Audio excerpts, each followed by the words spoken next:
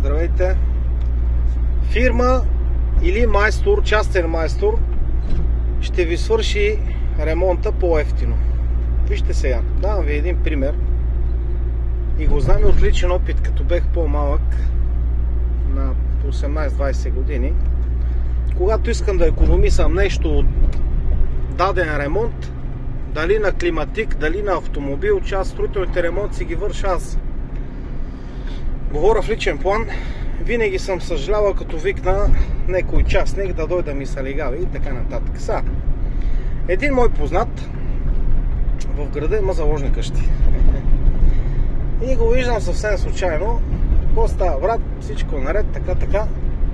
Какво правиш? Той вика, ще правя нон-стоп и ще продавам там разни работи в него. Викам, добре, кой ти прави нон-стоп?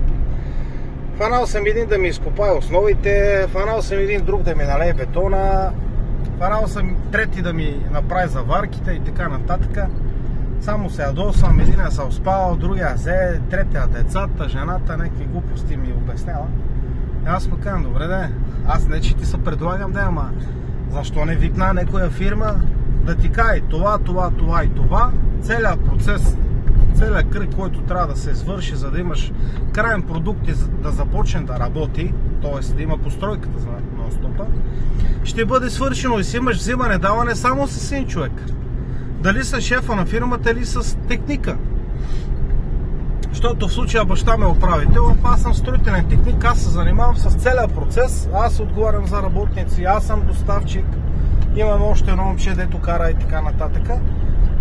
И цялата документация мина през моя баща, си прави всички други работи по обекта. Разписваме протоколи и това и така нататък. Защо не викна една фирма да се занимаваш само с един човек и то даден човек се занимава с останалите хора? О, много пари ще ми вземат. Веднага той отговаря. Добре де, да, ще ти вземат повече пари от частния майстор, ама замисли се малко. Дали парите ще минат през 5 човека и тия психически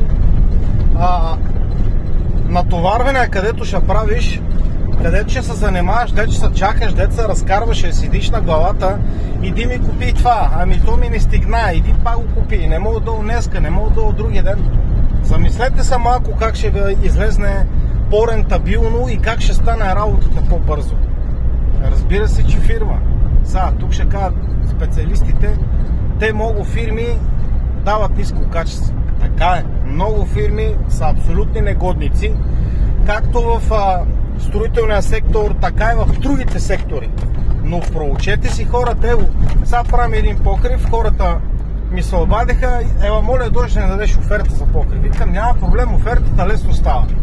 Удобно ли е да дойдете на еди кой си блок, в еди колко си часа през работно време, да видите как работим, как го правим, да ви обясня какви продукти предлагаме, понеже ние вкарваме материали и така нататък. И как ще излезе на вас по-рентабилно и как изобщо работим. Да проследите процеса е така за половин час. Идете, вижте го какво е свършил, как го върши, попитайте клиента и така нататък. Проучете нещата преди да почнете да работите с даден човек, а не един пример. Редем един ламинат, колко пари ще ми искаш за ламинат? 15 лева ще ти искам, човек. Идвам и ти правя апартамента от 8 до 5, 4 стаи с лайсни, с всичко като трябва. Много пари ми искаш, един ми каза 8 лева. Окей, братле, като кажеш, мен ми не е проблем, работа има. Звъни ми 3 дена по-късно, ама ще моля дойде, защото той има излъга, той има забави, нареди ми една стая, а другите стаи каза другата седмица.